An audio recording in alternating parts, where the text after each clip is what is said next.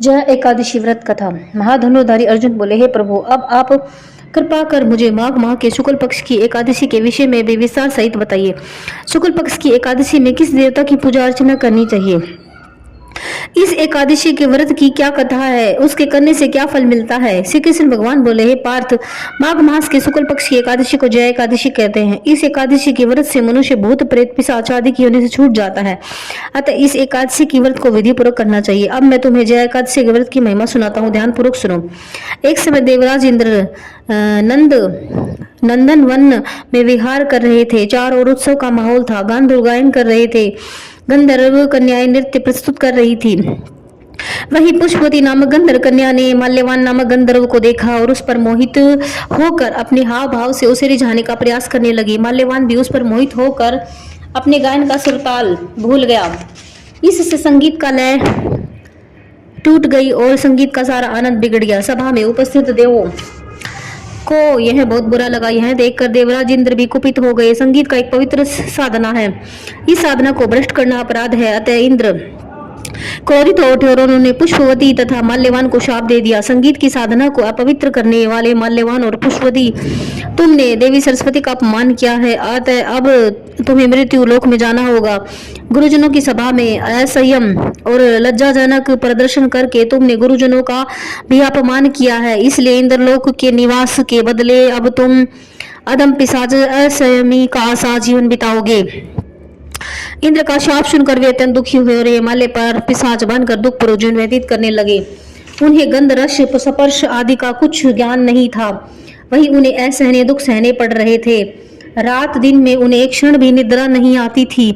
उस स्थान पर अत्यंत सर्दी थी, जिसके कारण उनके रोम खड़े हो जाते थे और हाथ पैर सुन्न हो जाते थे।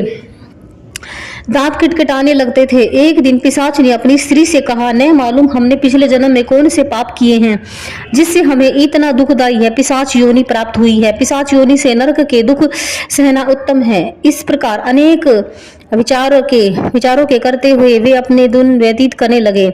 देव योग से एक बार माघ मास के शुक्ल पक्ष की जया नामक एकादशी के दिन इन दोनों ने कुछ भी भोजन नहीं किया और न ही पाप कर्म ही किया। उस दिन केवल फल फूल खाकर दिन व्यतीत किया। महान दुख के साथ पीपल के वृक्ष के नीचे बैठ गए। उस दिन सूर्य नारायण अस्ताचल को जा रहे थे। वह रात्रि इन दोनों ने एक दूसरे से सटकर बड़ी कठिनता से काटी। दूसरे दिन प्रातःकाल होते ही भगवान के प्रभाव से इनकी देह छूट गई और अत्यंत सुंदर अप्सरा और गंधर्व की देह धारण करके सुंदर वस्त्रों और आभूषणों से अलंकृत होकर वे स्वर्गलोक को चले गए। उस समय आकाश में देवगण और गंधर्व उनकी स्तुति करने लगे। नागलोक में जाकर इन दोनों ने देवराज इंद्र को प्रणाम किया।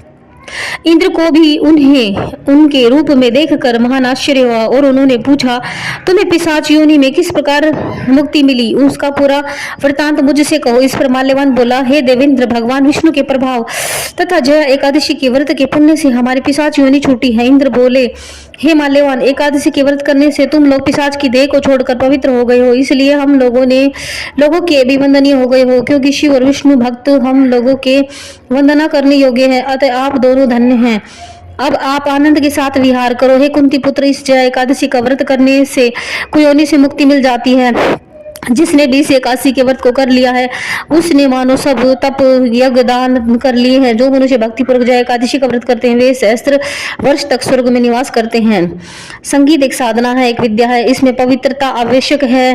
फिर जिस सभा में अपने से बड़े गुरुजन उपाधि उपस्थित हो वहां प्राणी को संयम और मर्यादा बनाए रखना चाहिए, ताकि गुरुजनों का सम्मान बना रहे। गुरुजनों का अपमान करने वाला घोर नरक भोगता है।